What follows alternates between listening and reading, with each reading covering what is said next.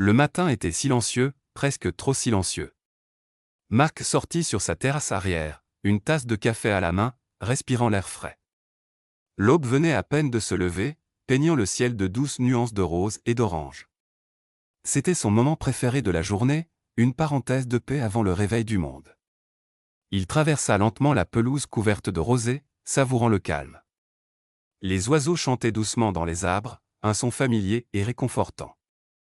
Mac sourit, appréciant sa routine simple, arroser les plantes et remplir la mangeoire. C'était une tâche ordinaire, mais elle l'ancre, lui insufflait une sérénité apaisante. Mais aujourd'hui, quelque chose semblait différent. En s'approchant de la mangeoire, Marc s'arrêta net.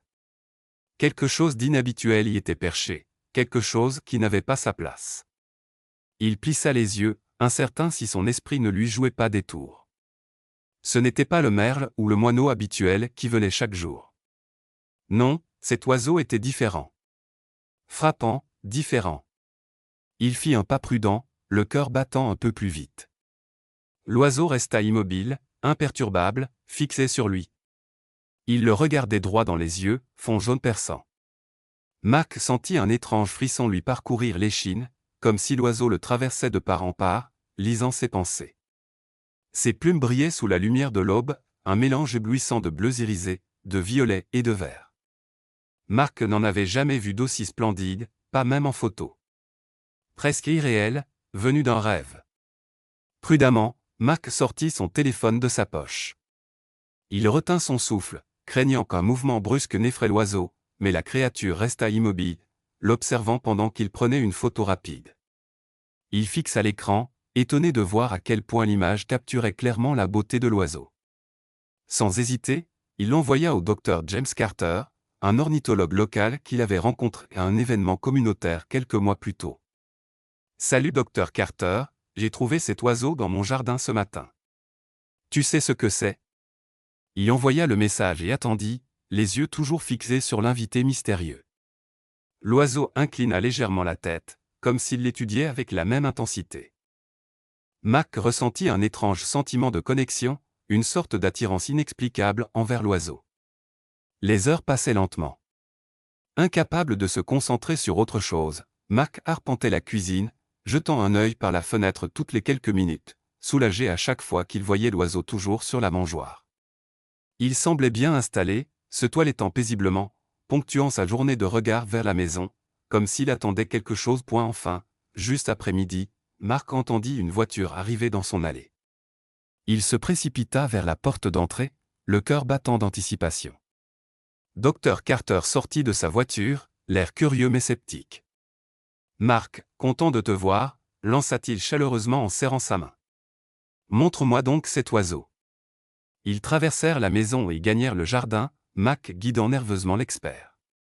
Il désigna la mangeoire, retenant son souffle pendant que celui-ci s'en approchait prudemment. Long moment de silence. Le docteur Carter resta bouche bée, les yeux grands ouverts. « Mon Dieu » souffla-t-il, s'avançant encore. « Ce n'est pas possible. »« Qu'est-ce que c'est » murmura Marc. Le docteur Carter se tourna lentement vers lui, les yeux emplis d'émerveillement. « Marc, c'est un chardonneret morphobleu. Extrêmement rare, endémique seulement des forêts tropicales reculées d'Amérique du Sud. J'étudie les oiseaux toute ma vie, et je n'ai jamais vu ça en vrai. Jamais. » Marc sentit son cœur s'emballer, stupéfait. Comment avait-il pu atterrir ici? Le docteur Carter secoua la tête, les yeux rivés sur l'oiseau. Tu te souviens de la tempête de la semaine dernière? Il a dû être dévié de sa route, transporté sur des milliers de kilomètres depuis son habitat naturel. C'est un miracle qu'il ait survécu. Ils regardèrent l'oiseau en silence, tous deux ébahis par sa beauté et sa résilience. Mac ressentait une étrange responsabilité, un désir de protéger cet invité inattendu. Il ira bien, demanda-t-il doucement. Le docteur Carter hocha lentement la tête. Il a l'air en assez bonne santé. Si tu continues à lui donner à manger et à boire, il devrait reprendre des forces. Puis il retrouvera probablement son chemin. Mac sentit une pointe de tristesse à la pensée de son départ, mais savait que c'était la bonne chose à faire. Il acquiesça, déterminé à l'aider du mieux possible. Pendant les jours qui suivirent, Marc se consacra entièrement aux soins de l'oiseau. Il fit des recherches approfondies sur le chardonneret morpho-bleu, son régime, ses habitudes, ses comportements. Il prépara une nourriture spéciale, renouvela l'eau chaque jour, et observait l'oiseau à distance respectueuse pendant qu'il reprenait des forces. Le voisinage apprit vite la nouvelle. Les gens venaient par curiosité pour voir la rareté en personne, admirant sa beauté. Marc ressentait une fierté intense. Honoré que le destin l'ait choisi pour veiller sur une créature extraordinaire. Mais au fil des semaines, il remarqua de petits changements. L'oiseau semblait agité, battant des ailes avec nervosité, comme en préparation du départ. Marc comprit, son voyage ne faisait que commencer. Un matin, sortant avec de la nourriture fraîche, il le vit perché au bord de la mangeoire, regardant haut. L'oiseau tourna lentement la tête, croisant le regard de Marc une dernière fois. Marc sentit un nœud dans la gorge. C'était l'adieu. Bon voyage, murmura-t-il. Comme s'il comprenait, l'oiseau déploya ses ailes, révélant tout l'éclat chatoyant de ses plumes. Il s'éleva gracieusement, fit un cercle au-dessus de la tête de Marc, puis monta toujours plus haut dans le ciel. Marc le regarda jusqu'à ce qu'il disparaisse, le cœur lourd, mais rempli de gratitude. La vie reprit son cours habituel, mais Marc en était transformé. Il se sentait plus connecté au monde, plus attentif aux mystères et merveilles du quotidien. Il passa davantage de temps dehors, appréciant ces petits instants de beauté qu'il ignorait auparavant. Les mois passèrent, et la mémoire du chardonneret morpho-bleu s'estompa peu à peu, sans jamais quitter complètement son cœur. Il regardait souvent la mangeoire, espérant désespérément revoir l'oiseau.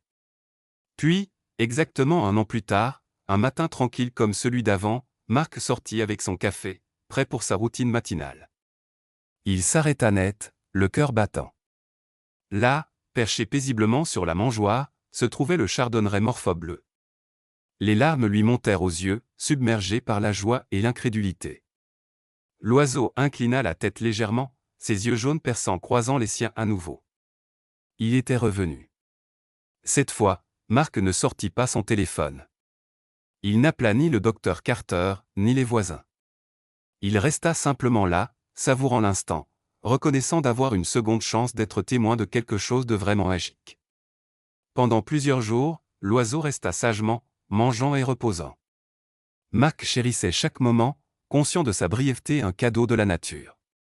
Et quand l'oiseau s'envola enfin, il ne ressentit aucune tristesse, seulement de la gratitude. Il savait désormais que la vie regorge de merveilles inattendues, de petits miracles cachés dans les jours ordinaires. Il suffisait d'ouvrir les yeux et le cœur pour les voir. Alors Marc reprit sa routine quotidienne, arroser les plantes, remplir les mangeoires, observer le ciel. Il savait qu'ailleurs, le chardonneret morpho-bleu volait librement. Une belle preuve que parfois, les choses les plus extraordinaires se dessinaient dans les lieux les plus ordinaires. Et, pour Marc, c'était amplement suffisant.